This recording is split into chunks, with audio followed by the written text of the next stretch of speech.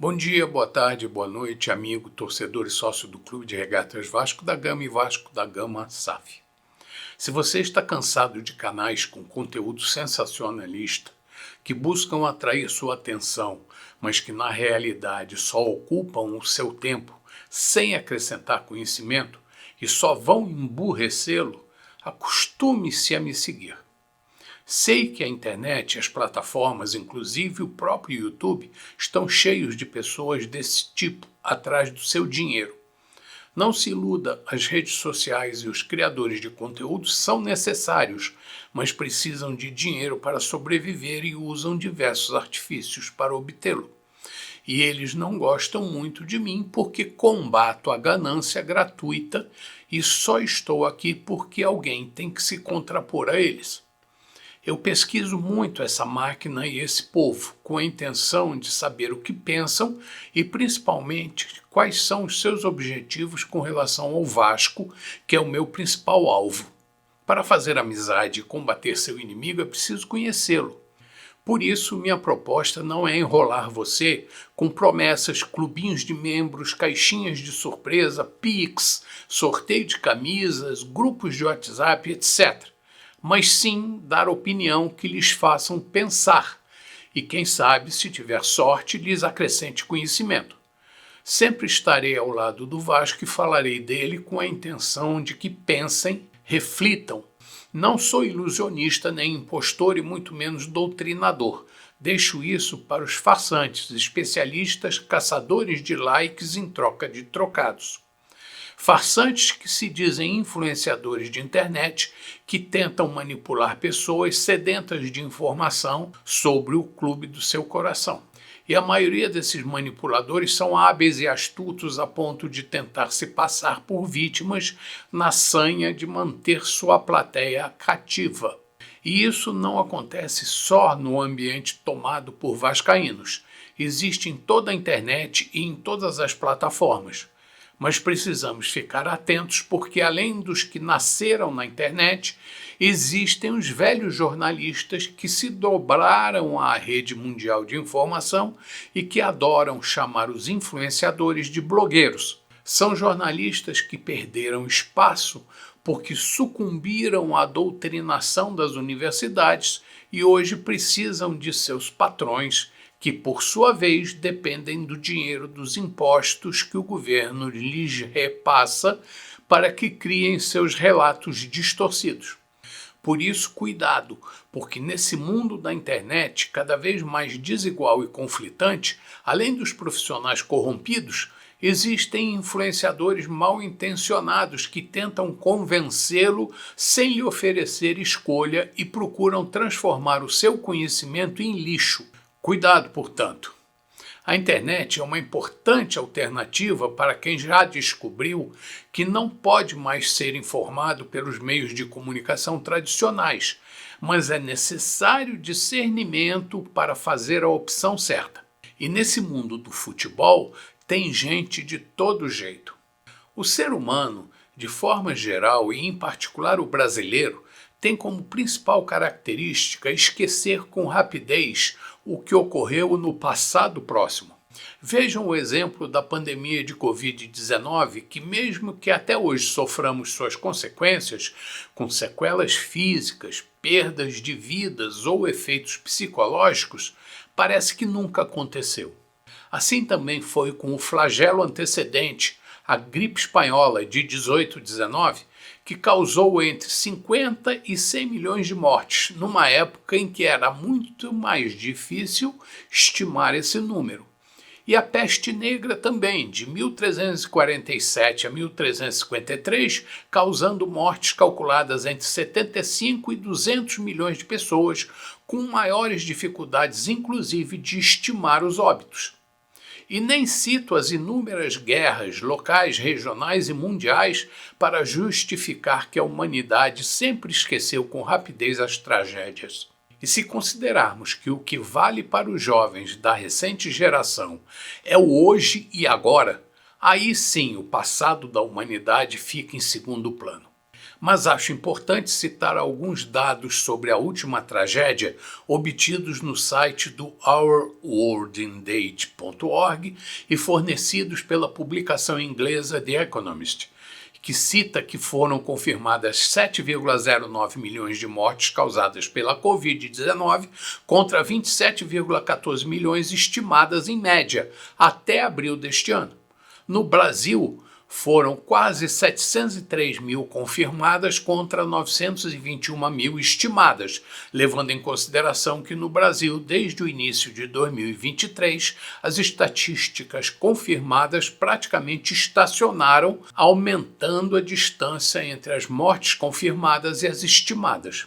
Segundo os especialistas da organização mencionada, ainda é frequente ouvir o número de mortes confirmadas ser citado como número de mortes de pandemia, mas isso é incorreto, especialmente em países com testes limitados. O número de mortes confirmadas representa apenas uma parcela do total de mortes devido a fatores como testes e registro de óbitos limitados nesses países. Na minha opinião, lembram que eu disse que meu canal é de opinião? Pois é, na minha opinião, fico com os pés atrás com essas estatísticas. Afinal, sofremos um abalo com essa pandemia, tenha sido ela casual, natural, oportunista ou criada com finalidade inconfessável. Qualquer que tenha sido a causa, a verdade é que ela alterou nosso comportamento e nosso humor. Hoje somos muito mais desconfiados, antissociais, arredios do que éramos antes. E com o acirramento do embate entre correntes políticas antagônicas associado a uma doença como essa, num mundo bipolar, onde os profissionais da agitação esperam uma oportunidade como essa para a usar como bandeira ideológica, as diferenças entre as pessoas ficam mais evidentes, dificultando o entendimento entre os seres humanos. Se o sangue vascaíno já ferve naturalmente entre os diversos grupos políticos, as organizadas e os torcedores, imagine acrescentar esse novo ingrediente. Com a impaciência, mudança de humor e de comportamento dos seres humanos causado pela Covid, calcule como está o ânimo dos vascaínos. Num clube inserido num mundo onde as pessoas adoram brigar, acrescente temperos como uma SAF falida, um time mediano que o presidente de primeira viagem tenta manter competitivo apenas com sua boa intenção, um futuro jurídico indefinido e muitos vampiros prontos para sugar as poucas gotas de sangue restantes, imagine onde vamos parar. E a salvação ainda parece ser um transplante financeiro vindo sei lá de onde ou de quem.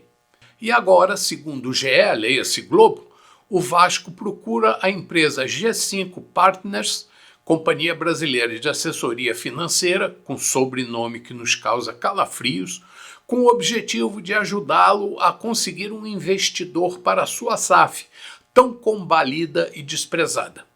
Como até agora, segundo o Pedrinho, nenhum dos contactados para assumir nossa SAF mostrou interesse em administrar o futebol do Vasco, mesmo depois do clube ter fornecido dados para sua avaliação, ficamos com a pulga atrás da orelha.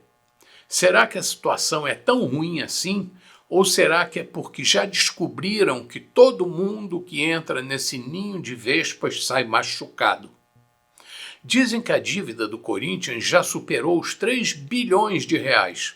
Será que a nossa é maior ou será que nosso maior problema, superando o incômodo da dívida, é o transtorno que causam nossos políticos, pais, avós e filhos, entranhados no Conselho de Beneméritos do clube?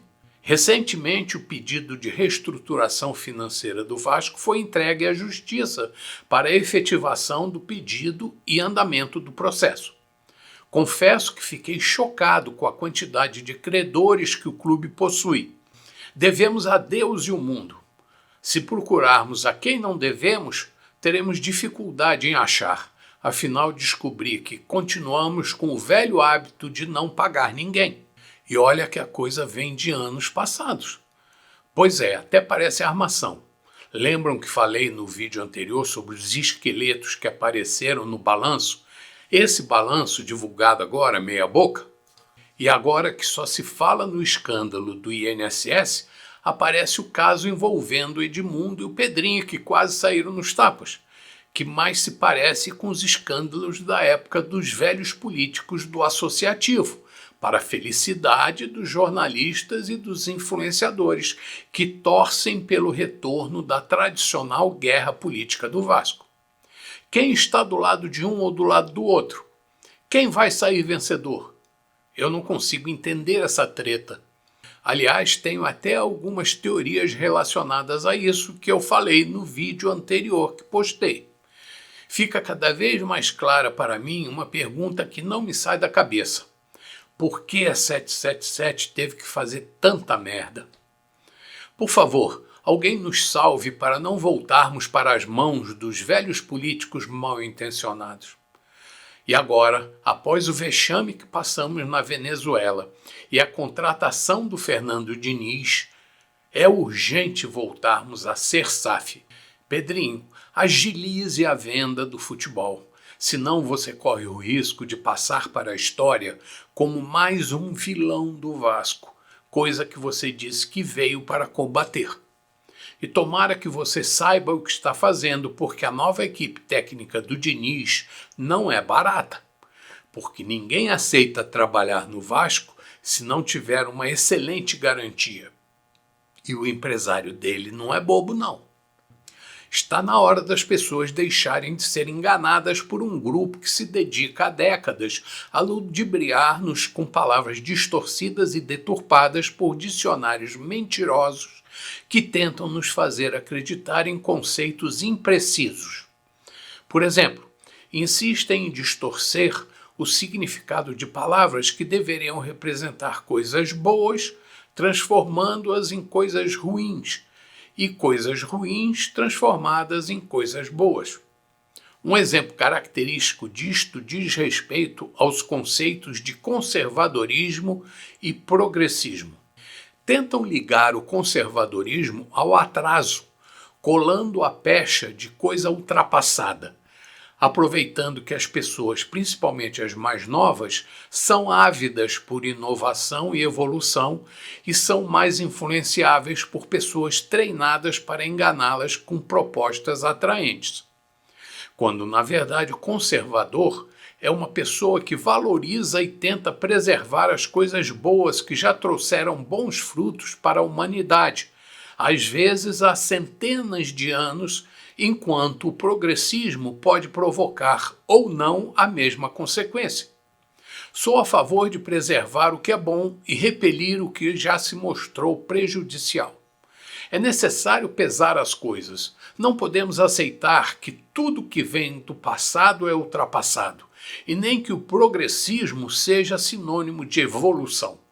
O comunismo se alia aos progressistas e já existe há mais de uma centena de anos. E a Igreja, que existe há séculos, sempre nos dá exemplos de perseverança, humildade e caridade. O Vasco está sofrendo, mas não será resgatado por aqueles que se dobram a ideologias que desprezam a fé cristã, que fingem dizer aceitar, mas sim por aqueles que verdadeiramente a respeitem. A salvação só virá através de quem tiver o bom senso de entregar o futebol do Vasco para um investidor que entenda a importância e o peso de uma instituição com a nossa tradição, criada por imigrantes e descendentes de nossos descobridores e dedicada ao nosso Senhor Jesus Cristo. Bom dia, boa tarde, boa noite, amigo, torcedor e sócio do Clube de Regatas Vasco da Gama e Vasco da Gama SAF. Saudações vascaínas e boa sorte para o nosso Vasco.